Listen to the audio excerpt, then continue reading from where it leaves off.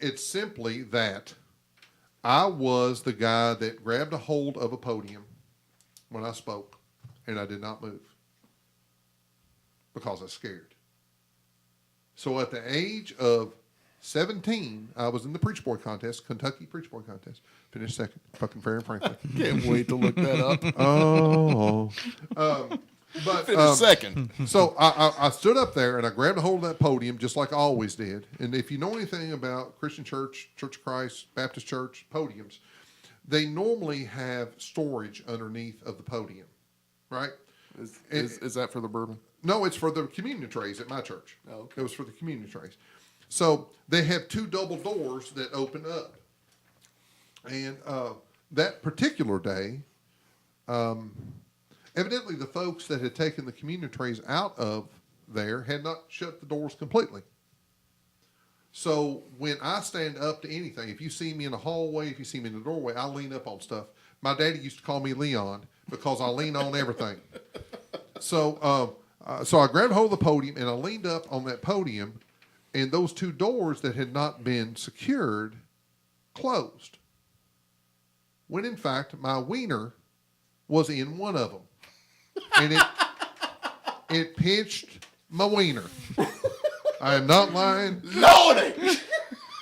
And I don't know if anyone listening to this has had a pinched wiener, but if you have, I have, but not by a church. if you have, you just squirmed a little bit. Just a tad. Because there is no good way, unless you're root, that is a bad way. There's no good way of pinching a wiener.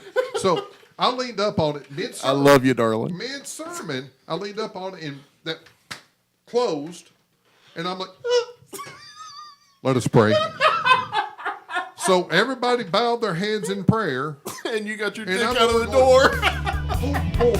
Oh, Jesus. I didn't say it. You're listening to Slightly Uncomfortable. Are you ready?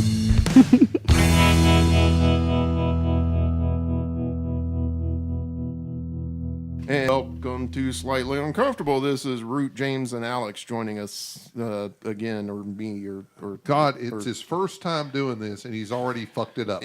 you know, I'm a rookie. I'm just the engineer. Baby steps. Yeah, right. So we actually have a fourth chair tonight. This is Dog. Dog managed to make it down the stairs tonight. You know, and she has been my partner, if you will. The only woman I've ever found that wants to live with me any period of time at all. She is a 90-pound German Shepherd that I adopted in August of last year. From a rescue, I believe. No, actually, it was from an individual. Oh, I'm her third owner, and she's just a year and a half old.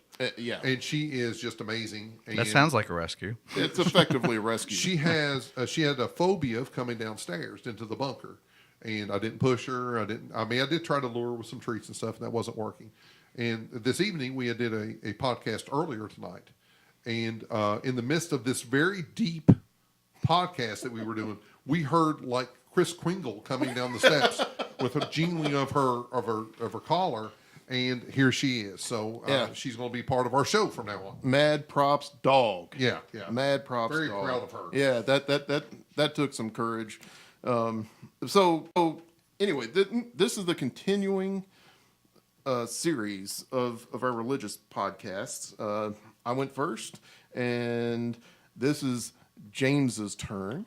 I am a little bit concerned about this. Now, let's recap the format for these kinds of things. We give James a bit of time, however much time he really needs. Don't go over 30 minutes. And I'm sure you'll say something if I do. oh, brother. You're like the fucking elder in the second pew when I start raising my hands during the sermon. Yeah. I start standing up and giving you the timeout sign. That's why I'm not in church no more. That gives you a sense Oh, you of gave where away we're the at. ending. Like anybody wonder. Wonder where James is preaching this weekend. Said no one ever. So this is where we're headed. Y'all know it's going to be fun. It's probably going to get a little bit heavy as we get into it. I don't know that mine will get all that heavy. It's probably going to get a little bit heavy, brother, because it always does. Every single one of these journeys we've been down, it's emotional. It's trying for the guys behind the mics when we start this stuff, and Before we get into it, I want to say thank you. Thank you for stepping up. And Alex and I are going to turn off our mics or just shut the fuck up. And you're on, brother. Go, James. Well, this is my turn in the hot seat. As I've probably mentioned a few times within the previous podcast, as I have, and as we all have, we have a basis in religion that has kind of formed who we are at our age now. So I wanted to start off by doing some sort of a timeline on what I was into, when I was into it, and what moved me to where I am now. So I started going to church without my mother and father at the age of 5. I was living in Lawrenceburg, Kentucky, a predominantly religious community, Bible Belt type stuff. And I do not recall, honestly, at the age of 5, what moved me to going to church. If I'm not mistaken, it may have been that I went to a vacation Bible school at the age of 5, invited by somebody in my preschool. And after doing that, I determined that I needed to go to church more often. I had a good time. I was interested. And at that time, I'm 51 years old. At that time, they did not have junior church. If you went to church, you went to big boy church, and that's what interested me. So the church in our community had a bus, like a church bus that would come around and pick up folks that didn't have the ability to transport themselves to church. And at that time, it was Alton Baptist Church. So I was part of the Baptist faith when I started off. So my mom and my dad, even though they did not attend, they decided that they were going to reach out to the vacation Bible school that I went to and said, James is interested in attending. Can you swing by and get him? And absolutely every Sunday I was ready to go to church. I stood out in front of my house. Here comes the bus, dressed in my nines, loaded up the bus, went to church. Now, I was always a little bit on the different side. No. That you can't talk, Root. Now, damn it to hell, you can turn it. My bad. I'm just saying. I will shut up. I won't say another word. Don't need your Pentecostal nature coming out. I was always a little bit on the different side. And if anybody has been to a Baptist church, and I'm going to say Baptist, Christian, Church of Christ, I'm going to throw those all in about the same murky bucket. There are some theological differences, absolutely, but nonetheless, the services are very similar. Anybody that goes to one of those churches know that you leave that front pew open because that's where the folks that are serving communion or taking up offerings sit. The elders and the deacons are the servants of the church. I did not know that at the age of 5, so my first time going to church, I sat in the very front pew because I have ADHD. And I knew the further I sat back, the more distracted I would get. And I wanted to listen to what the preacher was saying. So I sat up there, and it was in hindsight, I would have loved to have been a person sitting back in the church and seeing that young man in his blue suit, his baby blue suit that my mama bought me with a vest, sitting up there in that front pew.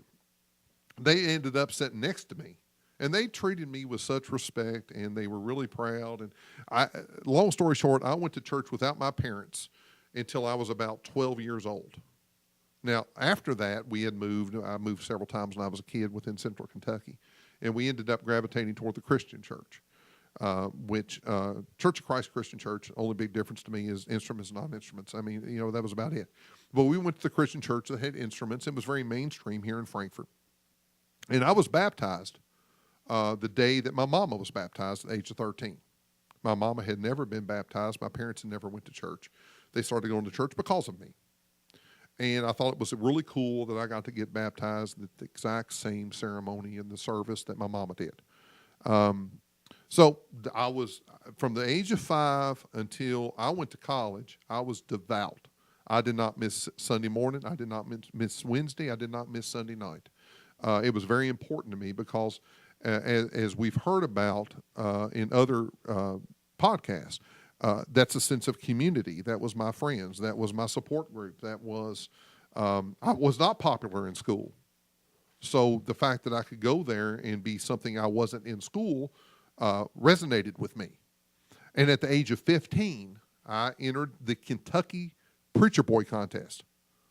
Now, that was something that was prevalent when I was a kid, where they had kids that were 14 and up, between the ages of 14 and college, that kids would compete to be preachers. And we would do sermons, and we would be criticized. Fuck, they picked us apart is what I'm saying. they would, and then they would award us certain points on different ways that we would speak in front of public. Now, I was scared to death to speak in front of people when I was 15 years old.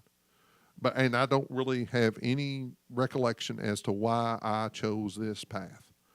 But I remember the first couple times I did it, I was just frozen and it didn't go well, but then I hit my stride. And I absolutely was enamored by standing up in front of people and talking. And to this day, I still am. And I slowly started getting better at what I was doing. Now, at that point, I was extremely devout, and I was doing it for a higher purpose. So I had that also coupled with, oh my God, people are paying attention to what I'm saying for the first time in my life. I've never had anyone actually listen to me to this level. So now I can influence folks with my words, and I can entertain. That is when I finally found my niche. Anybody can stand up and do a 3-part sermon with 2 illustrations and 1 summation at the end. Anybody can do it. When you start turning it around to putting your own personal footprint on that, then it becomes an art. And I learned at a very young age how to manipulate people that were listening to me in a way that I could just make them my puppets. Now, at that time, I was doing it for a greater purpose, but that was my goal, right? So at the age of 17, I went to Kentucky Christian College, where I had a minor in Bible and a major in elementary education. So anybody that graduated from, at that time, Kentucky Christian College, had a minor in Bible. You had to carry that minor. So for the first time, I actually was being educated in the Bible. And there I started to be a associate pastor, youth minister, supply preacher. I actually, at the age of 17, went back to Bellevue Christian Church here in Frankfort and became the associate pastor / youth pastor at the age of 17. That tells you a whole lot about their hiring practices, because that means they could pay me shit and I would still show up. Very challenging to go back to your home church and be a pastor because everybody knew you, right? But I was a pretty good kid. I mean, growing up in high school, I was a good kid because I went to church all the time. I mean, I was a jock because I played sports, but I never really got into the drinking and the partying and stuff that other kids my age did because I was going to church all the time. So from the ages of 17 in the next 11 years, I was a preacher / supply preacher / associate pastor. I went to several different churches and things where I led youth groups primarily. I would also preach when a pastor of a local church would not be able to be there that weekend. They would call me up, the heavy hitter, and I only had like 3 good sermons. But man, I could slaughter them when I stepped up there because I only needed 3 sermons. I had to do a Sunday morning, a Sunday night, and maybe a Wednesday, and then you'd never see me again.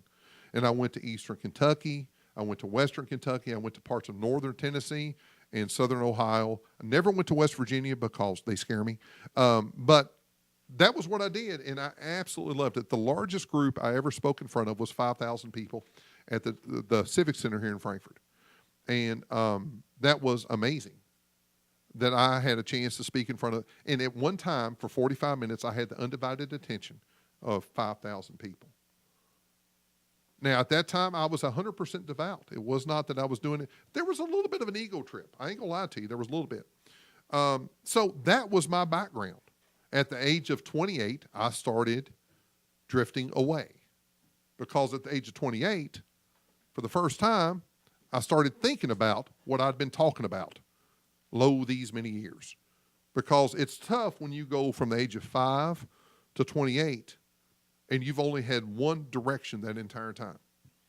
Going through college opened you up to different stimuluses and different people. We had kids at my college that were Mennonites. We had kids at my college that were Baptist. And for the first time, I was being exposed to other faiths and other denominations, to the point to where my senior year of college, me and several other of my friends that were in the ministry, we would go once Sunday out of every month that we didn't work, we would go to a different denomination because we believed that we had no idea if what we were doing was right unless we were exposed to the way other people were doing it. And I still have so many countless memories of the exposure that I had through that very act of going to different churches and seeing how different faiths got to the same point that we were trying to get to. So it really opened up my eyes. You know, the denomination that I was a part of was not as rigid as some, in the sense that we did not think we were the end-all be-all. We did not think that our way was the only way. We thought our way was far more correct than everyone else's, because that's what churches are, right? They feel as though that their way is the best way. So it really enlightened me to that. I mean, I went to Black Baptist services where if you want to go to church, you find you some heavy-set black people and wearing robes, getting the rhythm. That's church. You go to those places, and that is church before the first sermon is spoken. And I really found that, but in my church, that was not acceptable. And I'm an emotional, hyperactive, loud guy, and that was not always welcomed in my denomination. That was welcomed, however, when I got behind the pulpit, because I was not the guy that was up there doing the Andy Griffith version of a sermon. I was the guy that was challenging. I was the guy that was sitting in a communion table chair having my sermon because no one else had done that. I was the guy that got behind that outside of that pulpit and walked to the middle of the church with a walking microphone, like somebody thinks I need a fucking microphone. But I was that guy pushing the envelope that now everybody seems like they're doing in the churches that I have seen on TV and the people I talk to that still go to church. So I'm 28 years old, and I start thinking about whether the stuff I have been doing since age of 5 makes sense to me. And I started examining that in a logical sense, not in an emotional sense, which I have been using these many years. Because when I went to a Christian college, yeah, they're teaching you logic, but they're teaching you church logic. What they're doing is they are backing up the stuff that you have been taught as a child. They're not presenting opposing viewpoints. And I started doing it. At that time, I was married to a very devout woman that had a very strong faith base.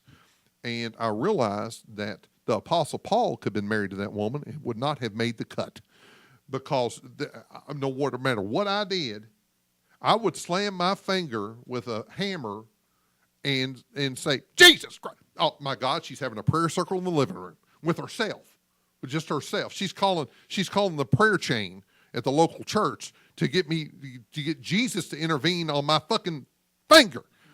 So I started seeing that, you know what? All right, that was an interpersonal relationship, but I started seeing that magnified in the churches I was a part of. This was one of the things that started making me walk away from the church.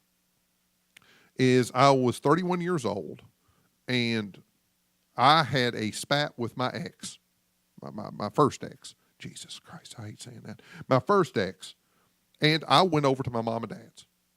Now, I had not intended on this being a divorce. I had intended on this being an action to get someone's attention, that this is serious. I'm not going to go into the weeds of what that situation was, not important. So I had been there a day, and my mom comes to the room that I was staying in and says, James, there is someone here to see you. And I went to the front door. Now, at this time, I was 31 years of age. I had been out of college for quite some time, and I've been a practicing minister, preacher, whatever the case may be, for a while. And at that door was one of my best friends from college that was also a full-time minister at this time. And he said that, well, I found out that you are having issues in your marriage. Now, I understand that people are fallible. I get that. Prior to me walking away or walking over to my mom and dad's, my ex had sought counseling at a church here in town.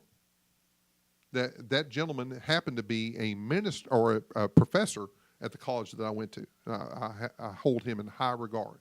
Even to this day, even with this stuff that went on, I still hold him in high regard. That man had chosen to not acknowledge his obligation to the sanctity of counseling and being a clergy member and called a buddy of mine from college that I had not seen in a year and tell him he needed to come call on me. And he actually said, because I don't know what he'll do if I show up. So this guy who I hold in high regard could not tuck his vagina in long enough to come talk to me because he was too scared. He calls my buddy to show up to my house, not as a friend, but as a preacher. Now, I cannot tell you exactly what I said to him and how I said it because it's a bit of a blur. At that time, I had an extremely bad temper. Sadly, or I'm very impressed that it has since been tapered down. But to show up to my house as a preacher and not a friend when I am in need, that put a wedge right there. And then I started looking back on all the shit that I had done in the past. And it made me realize that, you know what? That happens more times than it doesn't. So then I started studying, much like what I've heard from other, from Root and all, is I started looking back and seeing, all right, what substance have I been talking about? I work a lot on emotion. I work a lot on energy. I'm very persuasive. And I start looking back and go, you know what? The shit I've been talking about since I was 5 at the age of 31 doesn't make sense to me anymore. One after another after another. And it took somebody's fallibility. And you know what? I think both of these guys had the best of intentions, but had the worst practicality in how they went about it.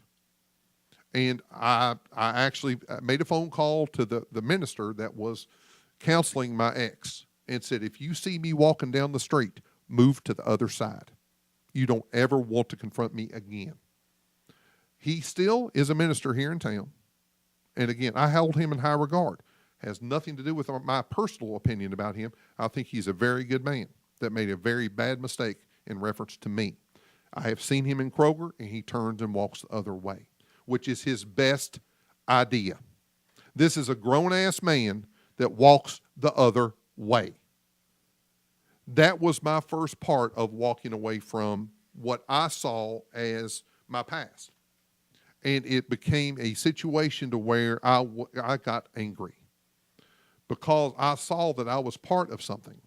Not just part of something, but I was something that influenced people in a way that in hindsight I wish I had not. Now, I am going to go ahead at this juncture, after I've seen Alex and Root busily writing down, I'm going to open this up to what you all have to ask of me. I left it off when I was 31 years old, and let me hear what you got to say. Okay. First off, I got to tell you, I am livid. Go ahead and turn your mic on. Okay. And by the way, the gentleman that did that, the minister, again, was a professor at a Christian college and has his doctorate in theology. This wasn't some rogue lay preacher that don't know the difference between right and wrong in Eastern Kentucky. Or Matthew 18. Yeah. So I gave serious thought as soon as we got to the point where this particular gentleman called another guy to come and confront James about something that was frankly none of was private. Either one's business. And there's a good God, among the clergy, even in the Protestant faith, it's all lay clergy. We have a professional business thing going on here, but we're all lay clergy at the end of the day. I'm gonna, Alex, please save him. Yeah, Alex, you go first. I'm going to sit here and mumble to myself. One. All right. So he's hyperventilating. You were. Oh, God, just ask the fucking question. Everybody is a little bit. Does somebody have a brown paper bag we can get the Root? So you were in a Kentucky Preacher Boy competition. I was. Let's. I'm trying to It's funny. I know that is funny. Okay, YouTube, you got to have video of this somewhere. Come Oh my on, God, YouTube. wouldn't it be wonderful? Come on, YouTube. Little powder blue. So what's your 3D question suit. about the preacher?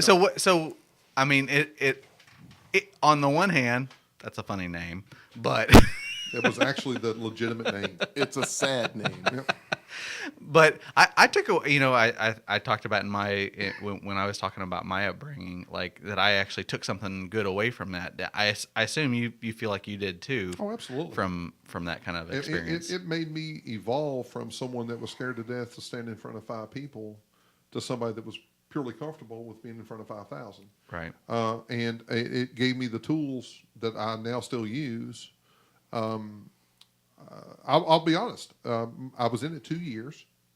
The first year I did not do well because I was just not comfortable with what I was doing.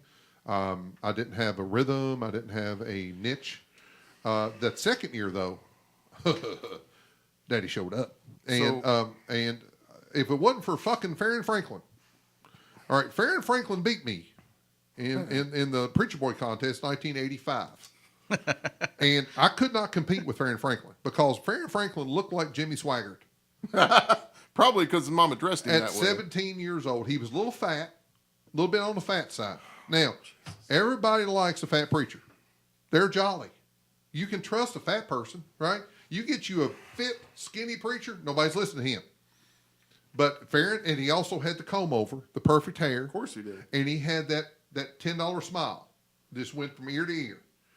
I was a skinny guy, wore suspenders, went all over the place. I was the anti-preacher at that time. So Farron Franklin won, and that damn guy went to college with me. And there was a time I didn't really care for Farron. Yeah, I don't really have an opinion of him now. But there was a time that he was running down the hall and I tripped him. In college. I don't feel bad about it. In college? It was. Oh. So it sounded like that was your moment of realization though when you transitioned to actually like you can control, manipulate, and manage people with your words And that's and a stuff like scary realization to have. Well, and that was something that I wrote down. My grandfather-in-law was a preacher. And James and I have talked about this mostly because we work close enough to walk around and find each other at some point. I am not at all a fan in any way of any kind of manipulation. I have never been. And when the first time I met my wife's grandfather, he took me aside. And he asked me point blank. Now my wife's grandfather, he grew up just like any other boy would grow up in the 30s, right? He ran with, and when he got into his teen years, I should say, he started running with a pretty rough crowd. And he was drinking and doing the thing. And somewhere down around Handy's Bend on US 68, he was in a car full of boys, and that car went off the road. And the car wrapped around several trees, and he was the only survivor. Then war broke out. It's okay. It's Are we bourbon. doing that? That's bourbon talk All right, right there. well, so... I mean, I'm not going to judge you for it the way you judge me. I mean, I'm not going to make you drink some fucking Stonehammer. Mostly way I was because we ain't penalized got by no it. Stonehammer. If we had Stonehammer, motherfucker, you'd make me drink it. No, probably would. Yeah, you would. Please continue. So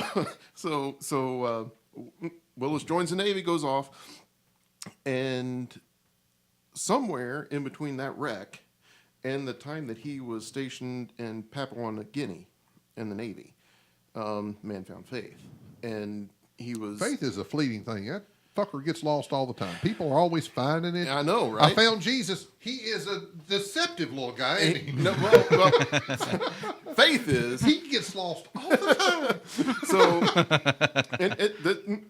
This man, he was a pastor, a Nazarene pastor, and for those of you not familiar with the Protestant Christian community, the Nazarenes are probably one of the most conservative, I guess, in the modern parlance. Have you met Alex?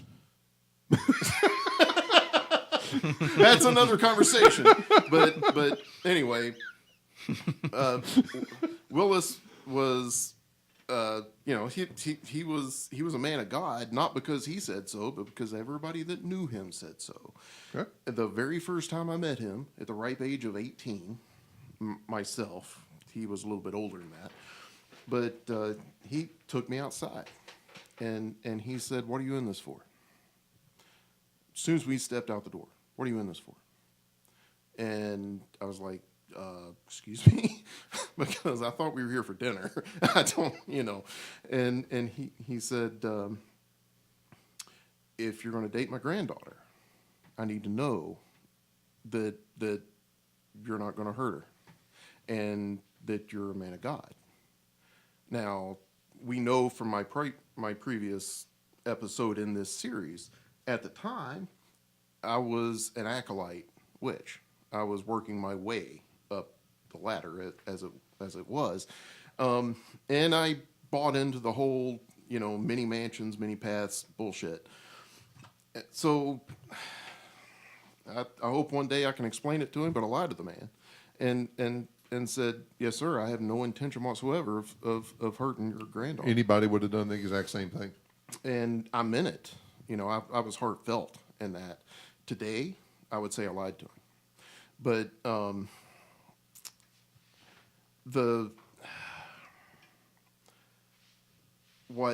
what you have described here is beyond that lie, brother. You were kicked in the fucking nuts. And I appreciate your reaction to this, and I guess in the last 30 years or 20 years, I guess 20 years, math. I've come to terms with that, and I understand. I think I understand the intent in which that action was done. Now, when a grown ass man tells another man that he's scared, that's a fucking coward. And I got that secondhandedly, so I give that with a grain of salt. Then I'll take that grain of salt. All right, so because I know the man that is reference to this, and honestly, to this day, I still respect him. Okay. And if I had not had this situation, and if I were still a churchgoer, I would go to his church. So, but when you're talking about manipulation, please know that any preacher, anywhere, is a master manipulator. That's what we are taught to do. Now, a preacher will tell you that it's because of a devout calling, a divine calling. And the means justify the ends. The ends justify the means. All right? But that's what preachers do. That's why their sermons are entertaining. Otherwise, they would just stand up and read scripture. Honestly. To manipulate people is to make this scripture now palatable. To make it something that now hits home to you. To make you feel like that you're the only person I'm speaking to in this 5,000 person congregation. That's what preachers do. That's what the preacher does at Southland. That's what the preacher does at Southeast. That's why they have 10,000 people there a Sunday, is they manipulate each individual and they push the individual buttons to get them there. I could bogart this entire conversation, but it won't. I'm going to pass it off to Alex for the next round of questions, and I will hijack his questions. I don't know that I've ever seen Root this uncomfortable. He is not just slightly uncomfortable. Oh. He is angry. Yes, I am.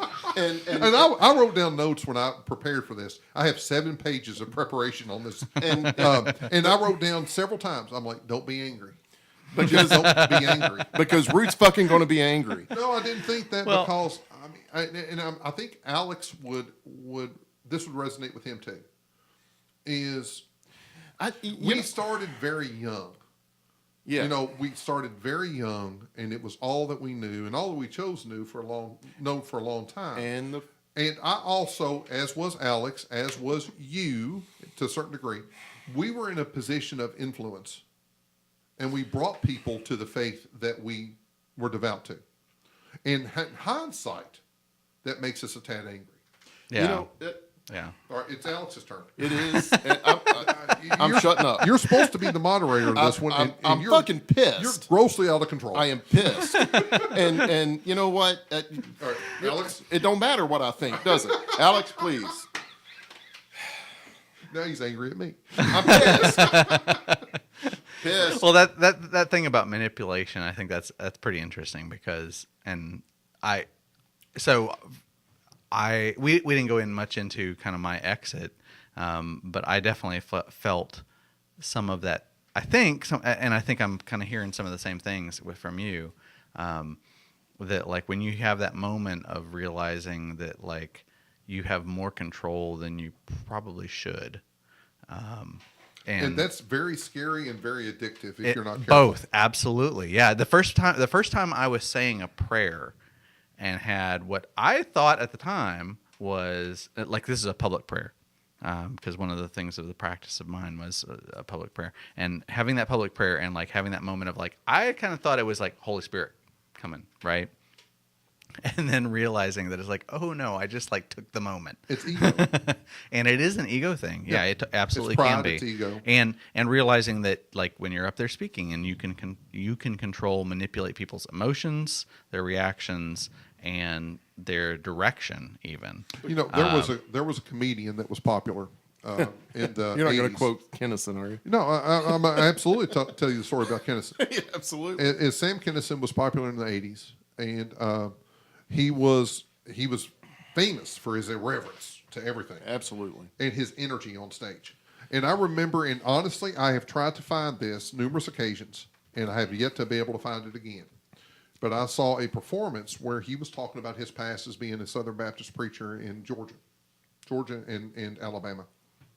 And he looked, and I wish I could find the video, and there must be a reason it's not there anymore. But he looked and said, I was never devout. And I can turn it on like a switch. And he went, and he started preaching. And if you did not know better, if you did not hear how he prefaced this part of his act, you would have walked down the aisle and joined his church. Because what he was good at was manipulating, at picking the chord that resonates with you and that resonates with the masses. Now, a good one not only knows how to do that, but also resonate with the few. I got pretty good at both. And then it became a numbers game. Then it was, now granted, I was at this point when I was preaching, I was still very much devout. When I stopped being devout, I stopped preaching because I was not going to be that guy that was disingenuous for numbers. Because if somebody wanted to bring me in for a revival, by God, I'll put asses in seats and feet will be walking down that aisle by the third day. But is it because they are led there or because you sold them the way? Yes. Right. Yes. Because that's what preachers do, is they sell a bill of goods. In fact, a lot of preachers in Central Kentucky used to be a salesman of some point before they ended up going to the clergy. Or vice versa. My first preacher if they leave I the ever clergy, worked they under- become salespeople. The first preacher I ever worked under at the age of 17 at Bellevue Christian Church was a fucking car salesman. And at one point, I had conviction with him. And I told him, like, there is no incentive plan. There is no warranty. There's no warranty, right? You know, there's no 12-point inspection that certifies them. Right. No Carfax. And I actually brother. had a coming to Jesus with this preacher because I didn't think he was doing it the right way. Now, at no point did I ever think that I was ever a charlatan. At no point did I ever think that I was steering people the wrong way for the wrong intentions. But in hindsight, I'm very, very sorry for the path that I took a lot of people down. And I'm angry that I did that because I was in a point of influence. Although devout at the time, I'm still sorry that I brought them down the path that now I think is fallible. I think it's bullshit, and I don't think it has any relevance at all. And I'm sorry that those people still believe that shit. So that's where my anger comes out. So I'm with you. I went on a mission, and that was actually a turning point for me, realizing that, right? So that's actually where a lot of my questioning about the idea of like when you have that moment of like realizing that you have manipulation and control, and you totally have the best intentions. I did. Yeah. And, But and in it's, hindsight- but in hindsight, when you look back When and I say, sat on the couch and talked to a kid, oh my God. And this will be a little bit of a rant, but we're going to get to the point to where I am now. And I think I'm going to put my finger in this a little bit at this point. I'm a firm believer that no child should ever hear about faith until they're 21 years old. Because children are sponges, because they have to be. They absolutely have to be. When you set them in a classroom, they believe what the teacher tells them because that's what's right. yeah, When you sit them down at a kitchen table, they believe what their parents tell them because that's what's right. They don't have the ability of having discretion. They don't have the perspective that they can apply to this situation at all. Now, if they become 21 and they believe this stuff that is being told to them, if the big God in the sky makes sense, if the ark that has no unicorns on it, even though it's mentioned in the fucking Bible, if that makes sense to them, then by God, let them go on and walk down that path. But I have a son right now that's 10 years of age that's getting ready to get baptized because he was told about the superheroes in the fucking Old Testament. And when he grows up, they're going to say, oh, you're now part of the new covenant. We don't talk about the Old Testament anymore because there's a lot of stuff in there we're not comfortable with. So now we're going to talk about all this other stuff. They sell them a bill of goods because they don't know better. Yeah. I did it. They do it today. And it's absolutely horrific absolutely. that folks do that. Yeah.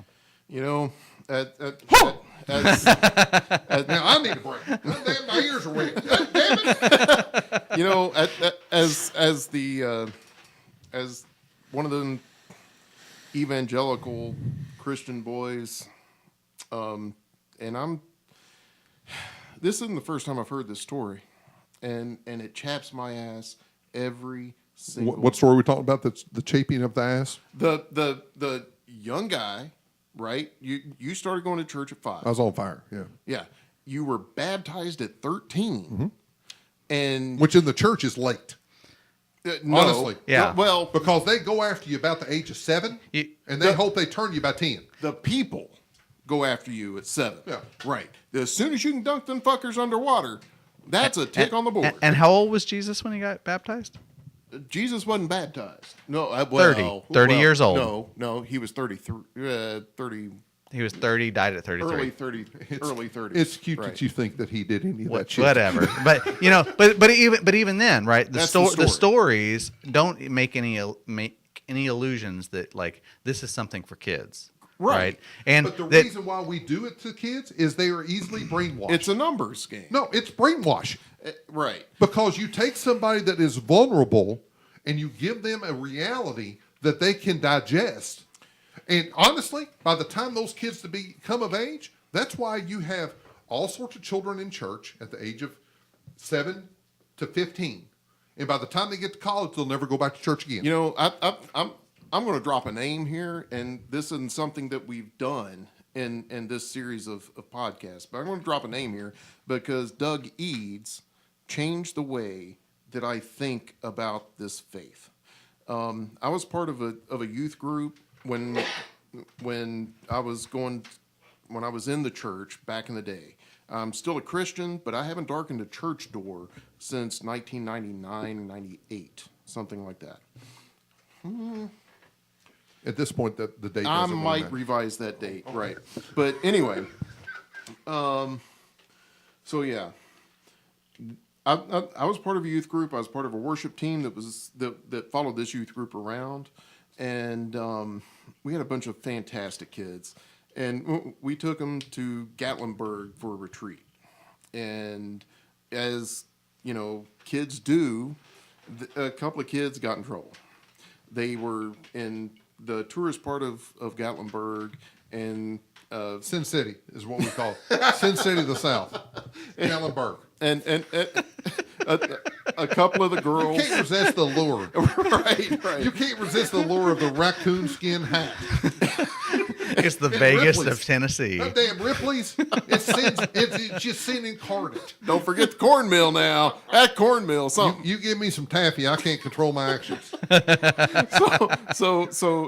You know, a couple. I have tickled myself. A couple of the young ladies were responded to a cat call in a car driving by, and this resulted in what you might expect. Everything kind of went south from there, and it trickled up to the rest of us. And I was part of the crew as young Christians and young men that were thinking about perhaps making more of this and trying to scare this young girl. And Doug speaks up. He actually pulled a couple of us aside, the guys in the worship team, because and he said, you know, these kids look up to you. They deserve more than what you're plotting against them, and you're chuckling while you fucking plotted. His quote. He said, "You're either a Christian or you're a man. Choose." And he left Gatlinburg. Doug went home. Hey, you know, and you just spoke about somebody that was very influential in your life, and also spoke in a manner that was impactful for that moment. He And now- changed my course in the faith. And now, decades later, you still remember the name, the place, the location, and the moment. I remember his son too, And- because I pulled his son because he was part of these girls, right? He was part of this youth group, and it was the entire youth group that was down there, and they had a couple of chaperones, but you know how kids, a couple of chaperones can't contain the whole crowd. But I talked with his son, and he said, yes, this happened, and I thought, okay, game on. You know, I turned his son loose, and he went back to the kids, and I thought, okay, game on. This happened, so there's a consequence to these actions. But it was this elder Christian gentleman who said, no, there's a way to handle this that doesn't mean you get your fucking jollies in the process. And the point of all this is Christian folk should be led by the Christian example, not by what makes us as humans feel fucking better. Absolutely. And you know what? And What- I'm going to say this in what you did in your walk in the craft, what Alex did in his walk in Jehovah's Witnesses, we could probably make a list that is, I don't want to say never ending, but we can make a very lengthy list of amazing people that we knew within those walks. Amazing, True. devout folk that was influential on us, and that we tried to emulate when we try to influence others. So, but by saying what your past is, you don't agree with now, doesn't mean that the people that are involved in it wasn't good, wasn't great, wasn't amazing. We're talking more conceptually than we are individually. But I'm talking about individually. The people That was my point. okay. But I am talking about what you just said. Because I'm fucking blind by my anger. Yes, the people that you ran into, and you knew who they are, and the people that may listen to this may know who they are. I don't know that I'm going to tell you either. And it's probably a damn good idea because Matthew 18 would call me out to call them on it. Well- because our human sense of right and wrong as Christian folk should be tempered by what we know God would have us do. Now, we being the Christian folk. So if I am, and you know, I'm 50 years old, I'm a long time in the faith. If I am this preacher guy that we later learned through second word, whatever, called out the younger guy that you went to school with to come challenge you on it.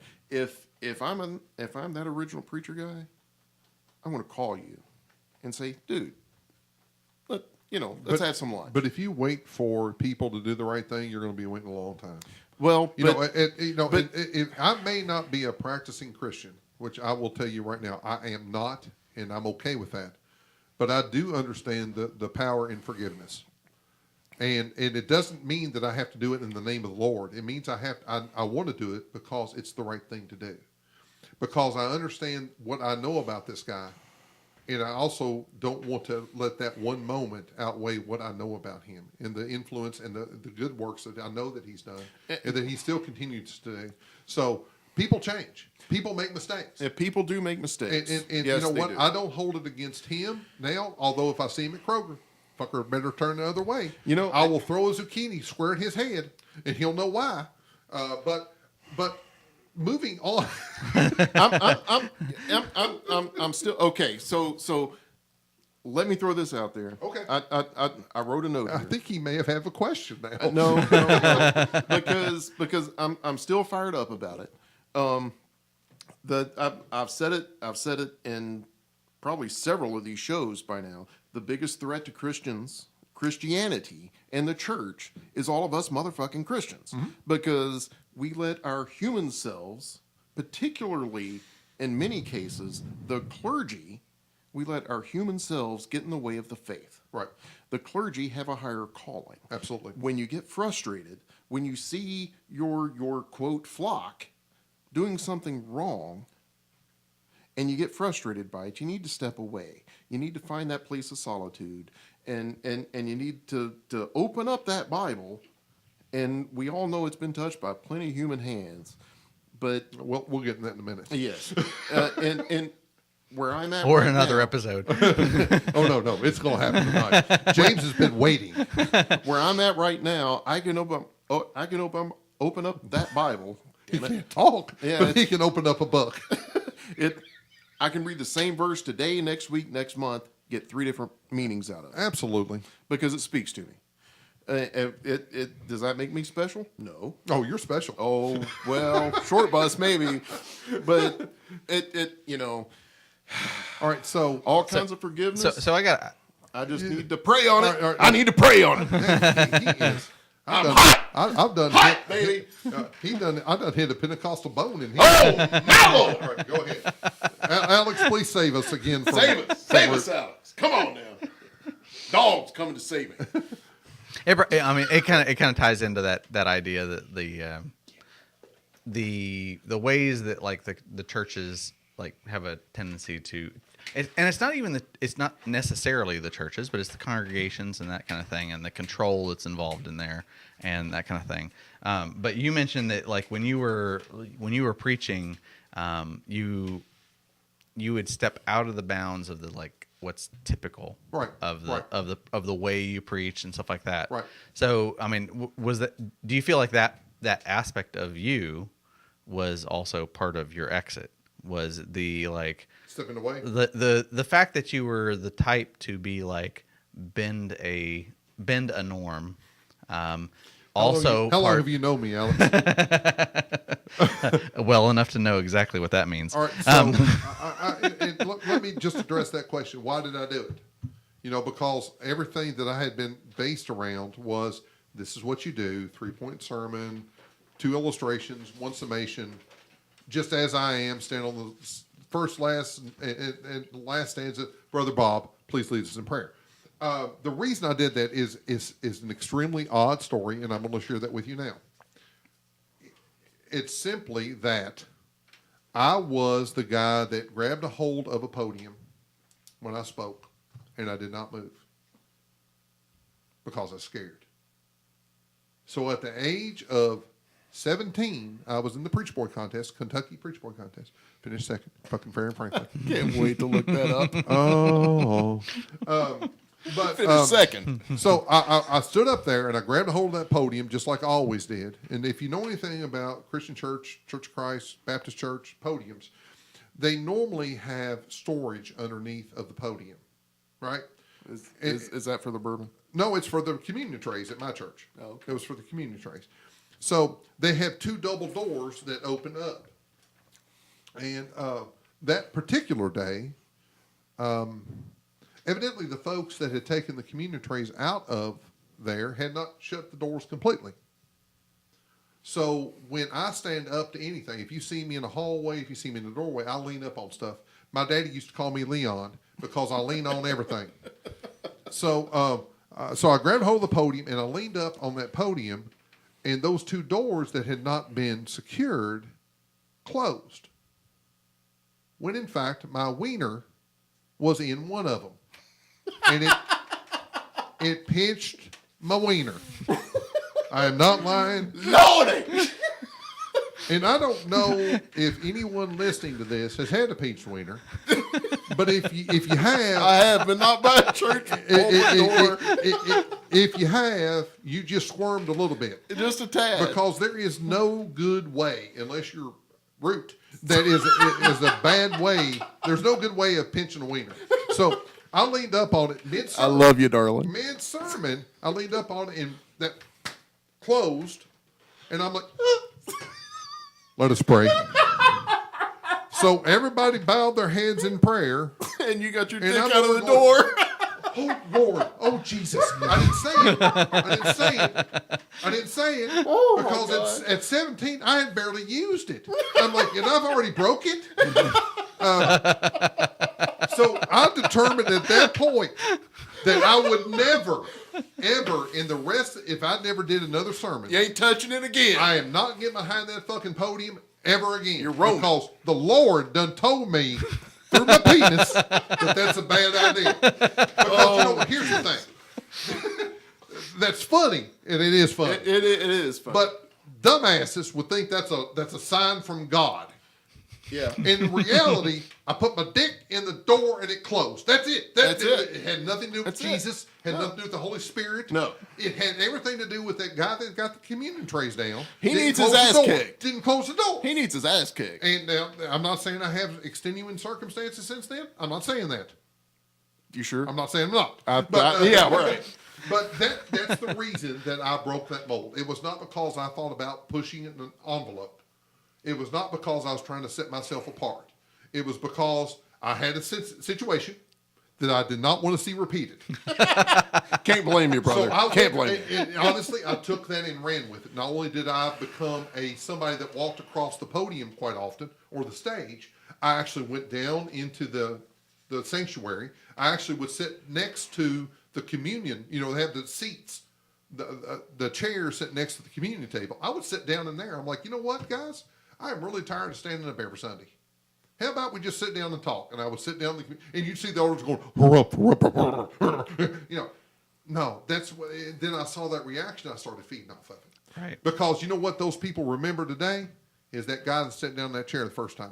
And you know what those elders were? In the biblical sense, the Pharisees. Yeah.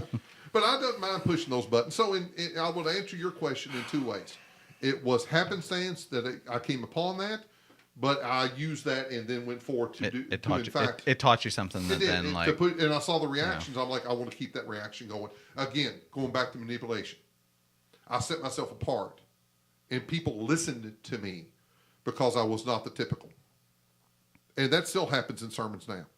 That still happens with preachers now. And you have to do something to set yourself apart, or you're just part of the crowd. So you from that you then led to, you set yourself apart, but then at some point you made this realization that you were like, you said some along the lines of, you said you realized you were part of something that was ultimately kind of destructive. Yeah.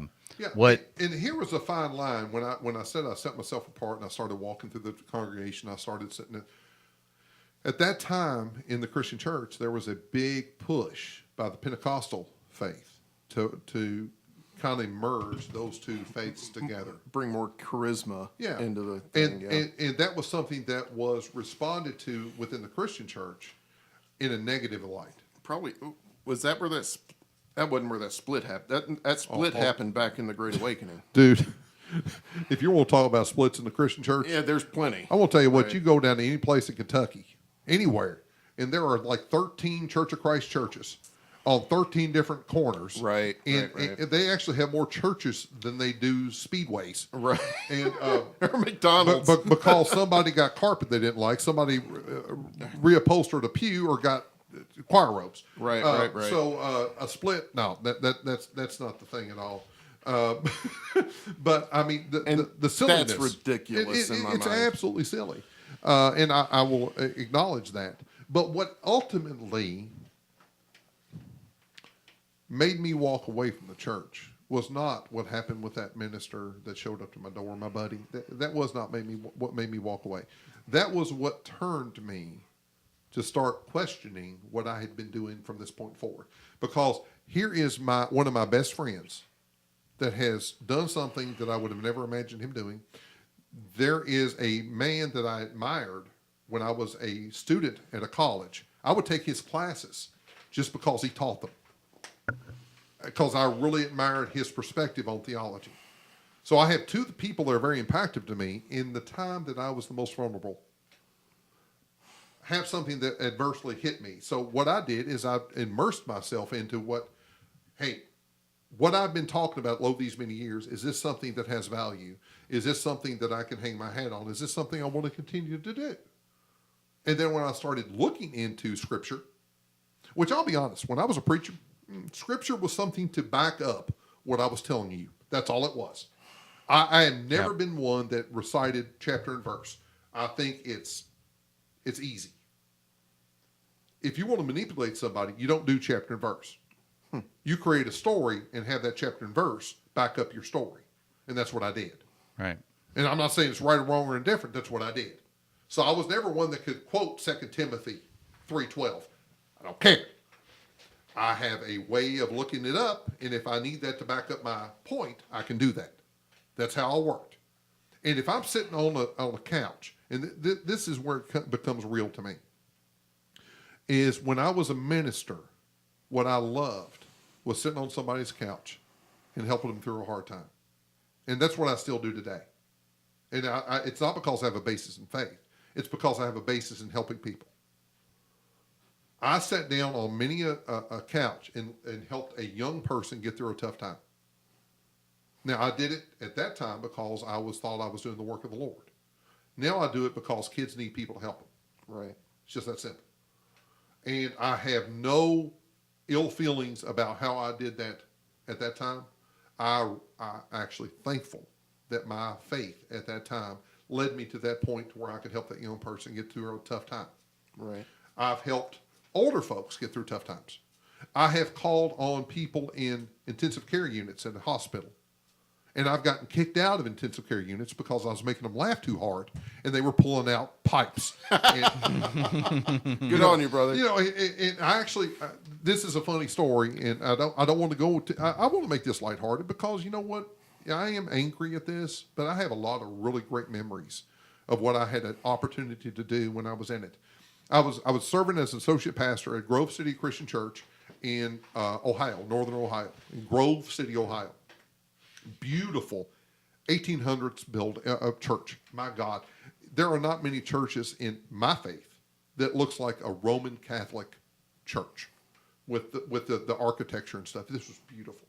So I was associate pastor. I went up there and I would stay all on Saturday and Sunday.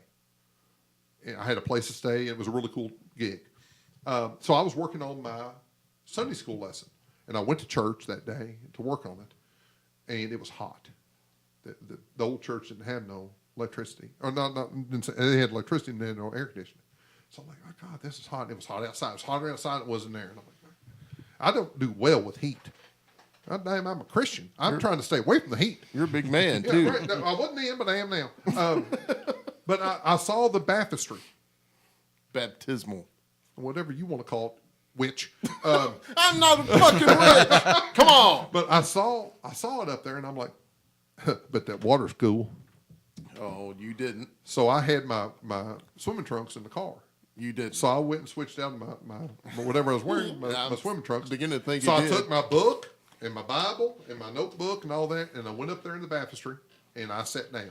It was about up to my nipples, because I was sitting on a step, Of course you were. and it was cool and it was perfect. And I'm sitting there going, this is a pretty damn good idea. I like this. All of a sudden I heard a door open. When the church, I'm like, uh-oh. Oh, it's on now. Because I was making $250 a weekend. And for a college kid, that was pretty doggone good. And I didn't want to mess this up. by farting in the baptistry up there. So I sat as still as I could, and I heard somebody walking. I couldn't see who it was. And if I heard somebody walking, I'm like, oh, just be quiet. Just be still. Yeah, don't fart. All of a sudden, I saw somebody come around the corner. It was the Burble, preacher. Oh, that's good. He said, what are you doing? I told him, he goes, hang on, I got my trunks in the car. There you go. And we ended up, he worked on his sermon, and I worked on my lesson. So, I have a lot of great memories. And if those I would not trade for anything. But at the end of the day, what I have an issue with is the core, just like what Alex said in his podcast. What made me walk away was the core of our belief system. And the fact that I was perpetuating this, when in hindsight, it doesn't make mathematical sense, is what Alex mentioned in his. I mean, his was a equation that did not match, right? Mine is fucking common sense. And we talked about this in our Three Bourbons In podcast about the ark. Right. And I'm going to go and say right now, that fucking ark doesn't make any sense. Not the ark in northern Kentucky. We all know that doesn't make sense. And let me preface this by saying, before I get into the naughtiness, the dirtiness, the ugly side of what made me walk away, for the folks that I know that listen to this podcast that are currently a believer in this faith, keep it up. I mean, if it works for you, keep it up. Don't let what I say right now, or what I ever say, influence what you're going to do.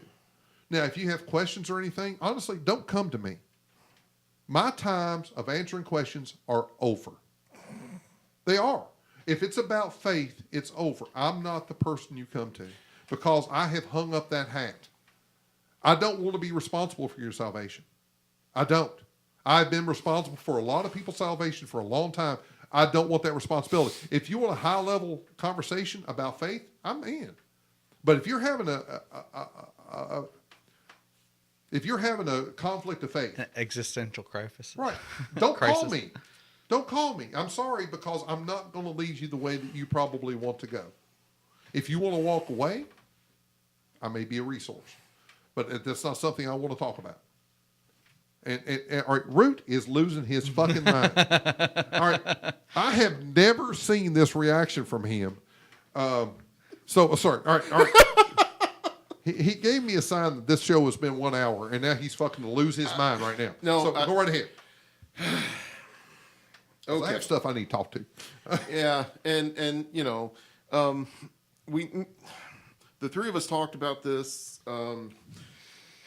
recently, and I think it was before we even did a couple of the Three Bourbons In things that fell in the midst of all this. We're going to follow this up with another episode, maybe 30, 40 minutes. It'll be a short thing. With Nothing we do short. yeah, well, there's Right. that. Called Roots over there having a connection. Root, yeah, root, yeah. So, but we're each going to give our summation, if you will, and it'll be answering your all's questions that you give to us, whether it's by text or email or via the Facebook page, whatever. The Facebook. The Facebook, yeah. It's like the sport ball, James. Come on. You know, the NFL, the NBA. Oh, I know. Yeah. The baseball. Those things, yeah. But I have to drop this question on James. I'm a little bit more concerned, I'm going to tell you right now. The first episode we did in the series was about my evolution from, the weekend churchgoer to the craft to the Christian.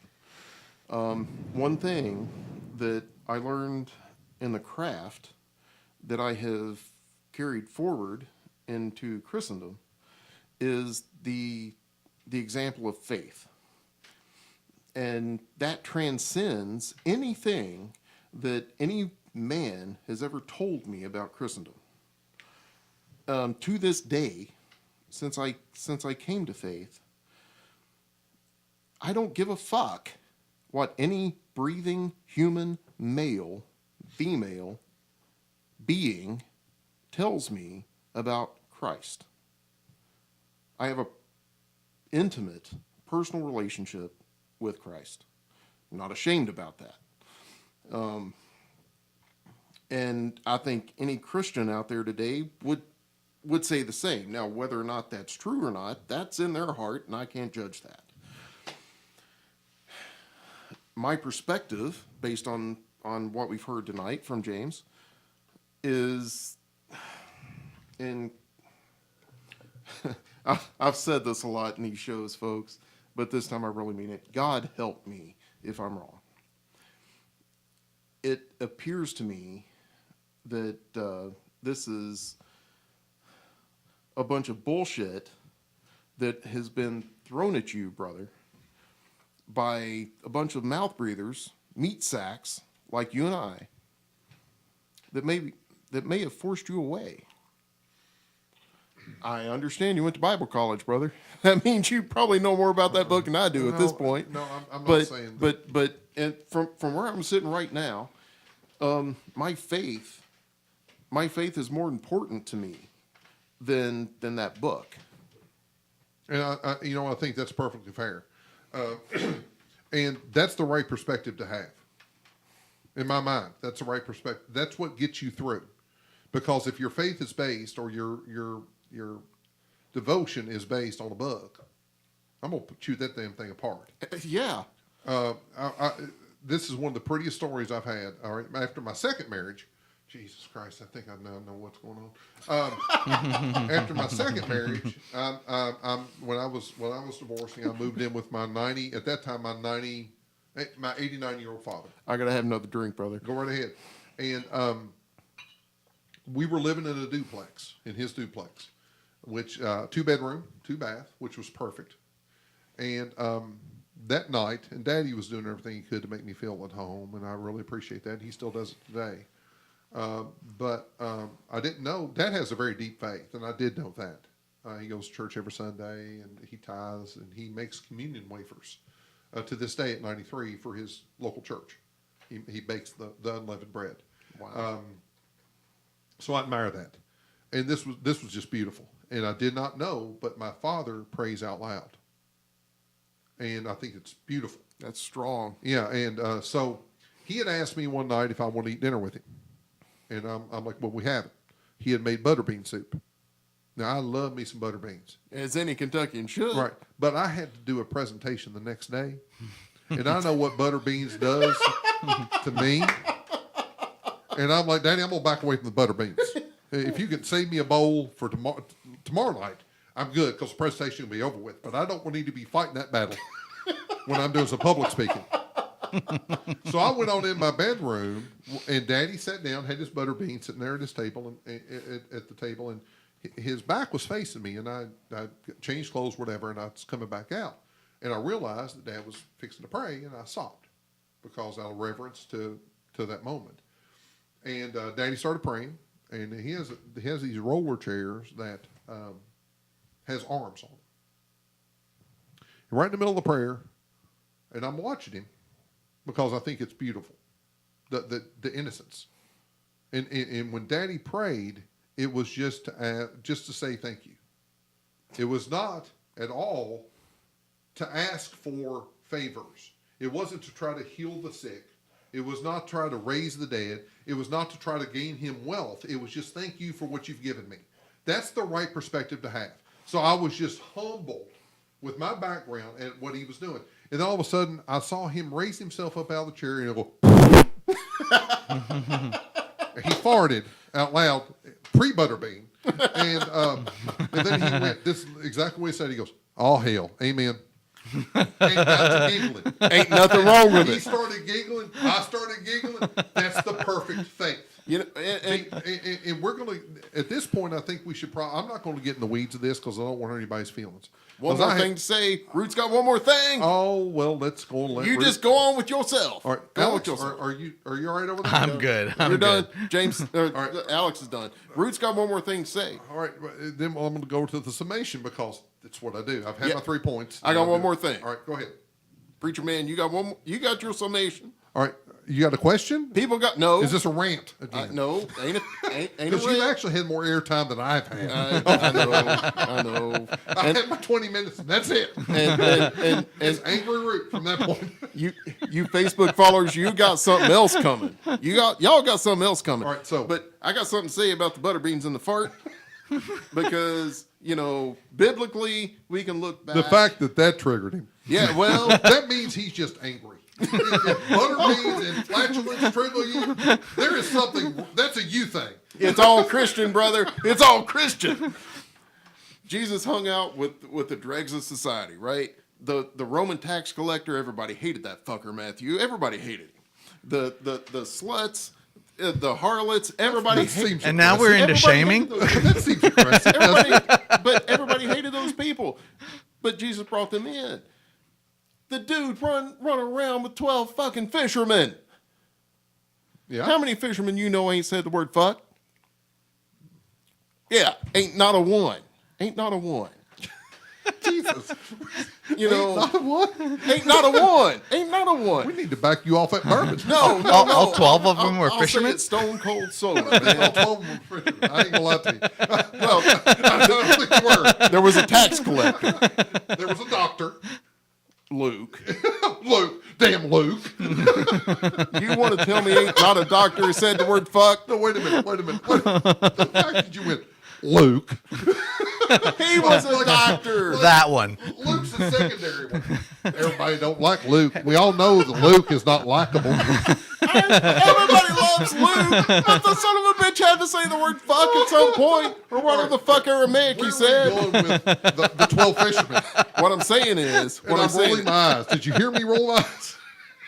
Jesus always run with the dregs of society, and he was all about reaching out to those who ain't got shit. Right. So the fact that your dad, in the middle of a prayer, stood up and farted, No, he just raised. whatever, Because he needs clearance, is what he said. If not, it'll pop him right up. He's like it'll me. launch him. Us Reeves boys ain't got a lot of ass. I ain't gonna lie to you. Well, we that's gotta true. raise it up, That's or we'll, true. we'll just like Tina or something. It'll lock him off the chair. Yeah, yeah. But God, this is what kills me about the pastorate and the Christian church overall. Everybody thinks these fuckers are normies or elevated above normies. They're to be looked up to. No, they are just like the rest of us.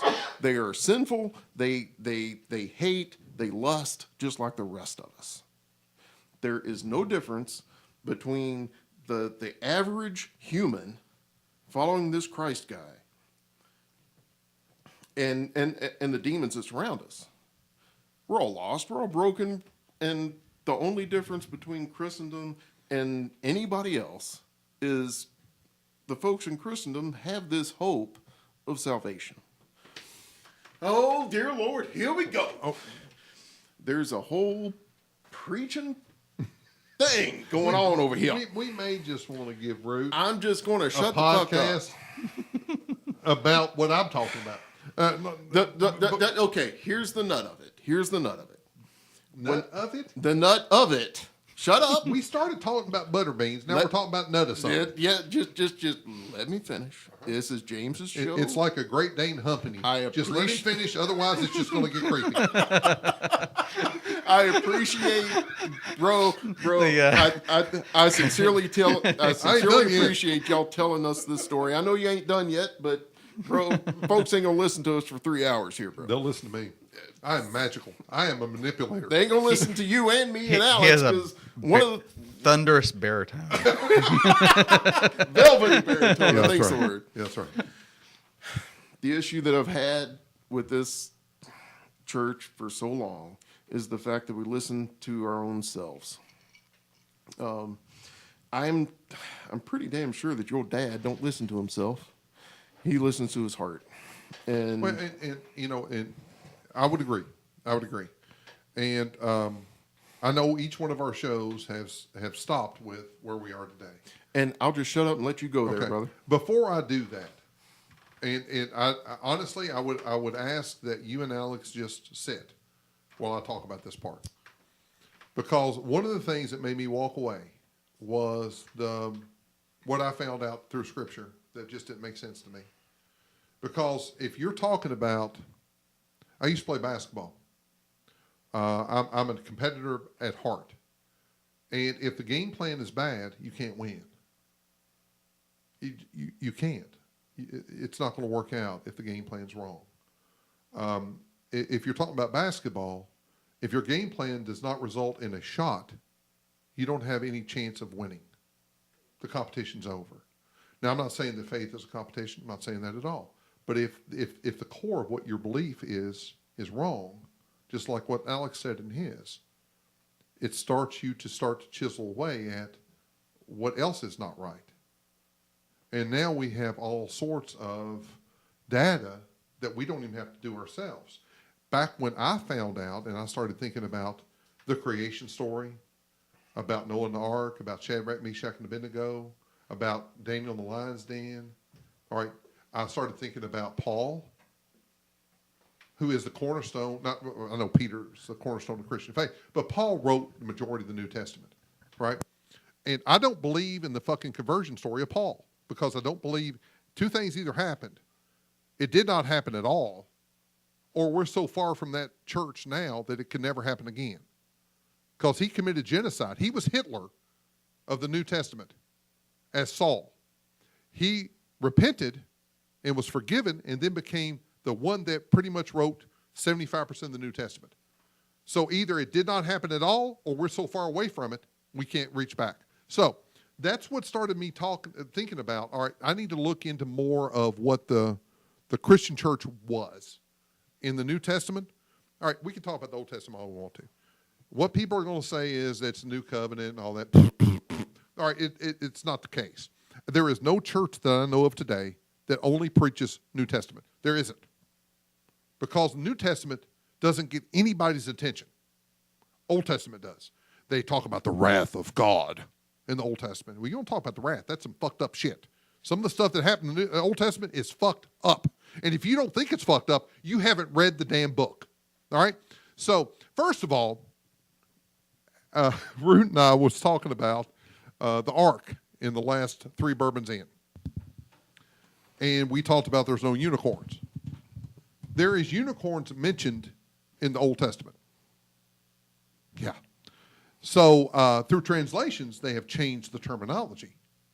But in the original text, it said unicorn. In fact, and the unicorn shall come down with them, and the bullocks with the bulls, and their land shall be soaked with blood, and their dust made fat with fatness.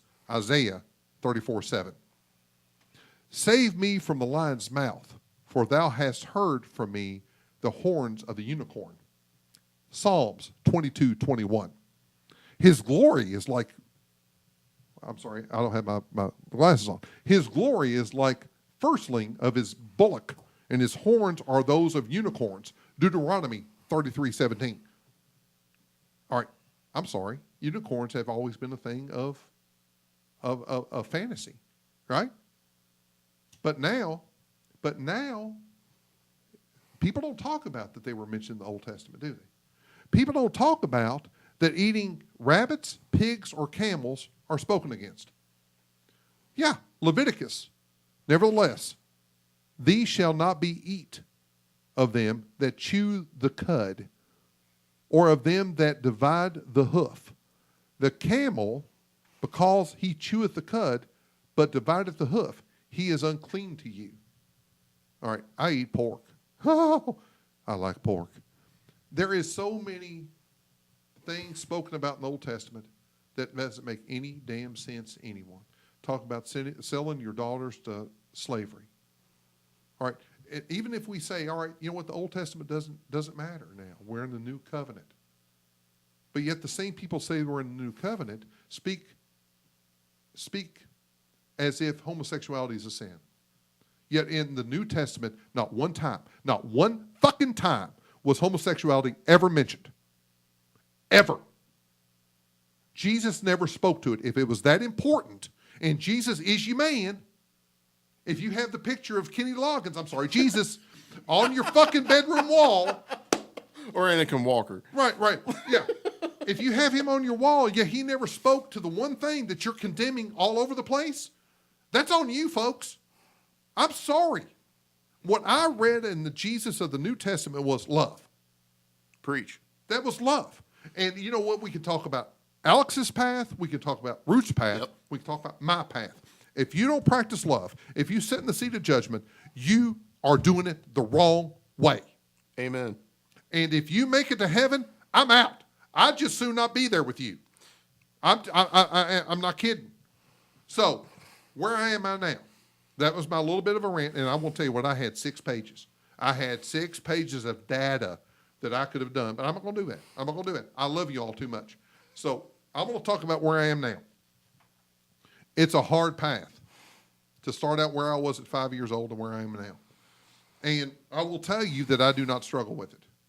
There are a lot of people that have walked away from the church, be it Roots Church, Alex's church, or mine, that still struggle. Mine wasn't a church. Mine was a craft. It's entirely different. But please go ahead. I just needed to make that clarification. Please continue. And his No. was an organization. But It was a coven. no. No, coven. Mine was Organization. His was an organization, neither of which had anything to do with any kind Remember of church. that time I was supposed to be quiet and Root Shut yelled the at me? fuck up and move the fuck on. All right, so I'd probably clip the fuck out of he it. yelled at me. I did. It I hurt did. me a little bit. Get over it. But where am I now? Please. A huge journey from the kid at 5 years old that believed everything that was being said to him. The kid that was 21 that was going from church to church to church professing a devout faith and bringing people to that same place. To the guy that was 28 that started questioning, to the guy that was 31 that walked away and started researching reasons to make that walk. Where am I now? Do I believe in God? Yes, I do. I do. But for me to believe in God in the world that I live in today, I have to limit God's power. Because if I do not limit God's influence or power, he's a sadistic fuck if he allows the shit to go on that I see going on a daily basis. We always illuminate the miracles where a young child is cured of cancer. But how many children died that day of the very same ailment? Are we going to illuminate the one time, the outlier? Or are we going to talk about the norm? If God can influence that and he doesn't, I want nothing to do with him. Ever. Because that's an Old Testament God. If you want to talk about New Covenant, do it all you want to. What I'm seeing in soup kitchens, in homeless shelters, what I'm seeing in wars, I want nothing to do with that if he has the ability to stop it. If he has the ability to heal. If he has the ability to make someone's life better. And he chooses daily, moment by moment, minute by minute, not to. I have to believe in a God that created the universe and let it go. Gave people human will to make a decision on where they were going to walk, what their path was. At the end of the day, is it rewarded? We don't know. We don't know. I can't read your call on the end. What does it say? Whenever you want to end, brother. All right. I'm just saying that I cannot believe in a God that has influence on day-to-day activity. I can't. Because, and you know what, folks, if you do, good on you. I'm not judging you. I'm talking about my path. If you believe in a God that can answer prayer and picks and choose which ones he answers, that's fucked up. I'm sorry. I've been to hospitals. I've been to intensive care units where families were sitting there praying for the healing of their family member, and the next day they died. And you know what happened? They said it was God's will. Oh! And the next day when somebody made it out of intensive care, that's God's fucking will. I can't worship that God. I'm not going to even try because it makes me angry. And I will not ever, ever sign someone else to do that thing. I won't sign somebody else to do it. If they want to do it, that's on them. You know what? And I will help you if you fall. It's what I do by nature. If somebody's hurting, I help. It's not because God told me to. It's because somebody's fucking hurting. I don't need a reason to help people. You help people because you're human. It's just that simple. So with that, I'm not going to get any more angry because my ears are really red. His ears are really, My really mouth red. is really dry. Yeah, and I yeah. keep quenching my thirst with bourbon, which does not work out really well. But I gotta give it to you, brother. You haven't slurred a word. I'm purely coherent. You, I am. for the most part. Well, as much as ever. Like any good preacher. You know what? If they let me bring bourbon to the podium, Oh, it's I'll on. be preaching the word. It's on, baby. All right. Go ahead. Finish this up. So this concludes the 3 of our individual episodes on the religion series. Feels like a workout, does it not? It, brother. I'm glad you're feeling it. I'm glad you're feeling it, brother. I'm glad you're feeling it. Really gonna feel it in 2 days. Yeah. Yeah, it always hurts the second day, right? It's like anal. Oh, what? Well, no, I'm sorry. That's a couple of podcasts down the road, brother. That's a couple of podcasts. That's a down the couple road. more podcasts. I was speaking for a friend. Oh, of course you were. Of course you were. All right, so this is all 3 of us, folks. This is Ruth the Witch turned Christian. This is Alex the Jehovah's Witness turned humanist, and this is James being James. James becoming James. And You know, and here's the thing: is many of the folks that are friends with me on social media and stuff knew me back then. right, And one young lady I can think of specifically, and she actually does the voiceover for our podcast. right. I'll be interested to hear what she thinks about this. Yep. And please, as a high, and I know we're going to do our 4th podcast. We're talking about the stuff that we Right. wish we had said and stuff. But I want to be very clear. I live in the Bible Belt, as we all do. Right. I do not want to make a mockery of anyone that has a basis in faith. And I don't think you have. I hope I haven't.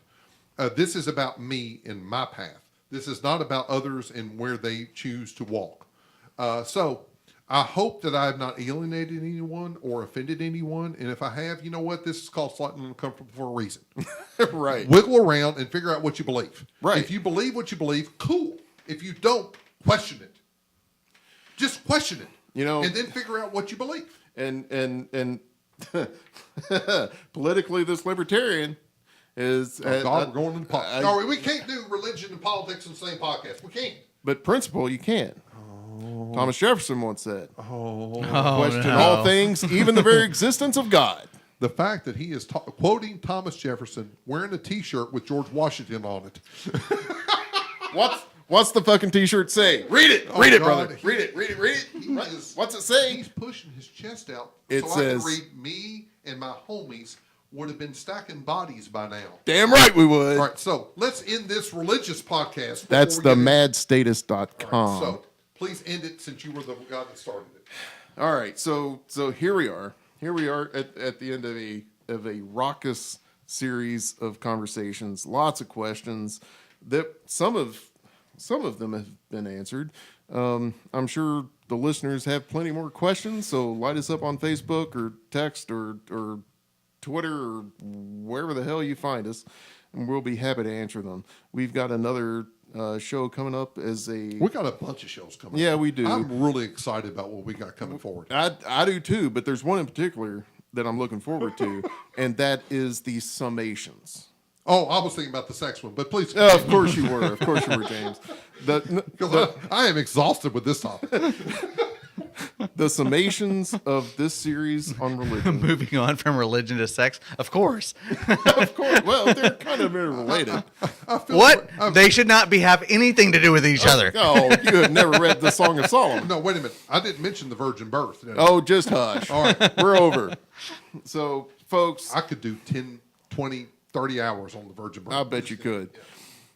Reach out to us any way that you feel comfortable. Email, text, Facebook, Instagram, Twitter, whatever the hell. Nude pictures? No, not I'm those. sorry, that was too much. Yeah, it was too much. By the way, you can reach me on Facebook. Just at shut up, James James. Just shut up, James. So let us know what you want to hear about. We're going to do a follow up, like I said, the summation for all 3 of our things, and we want to have your input on that. We're going to have our own thoughts on the matter, but just check us out next time. It's coming up soon.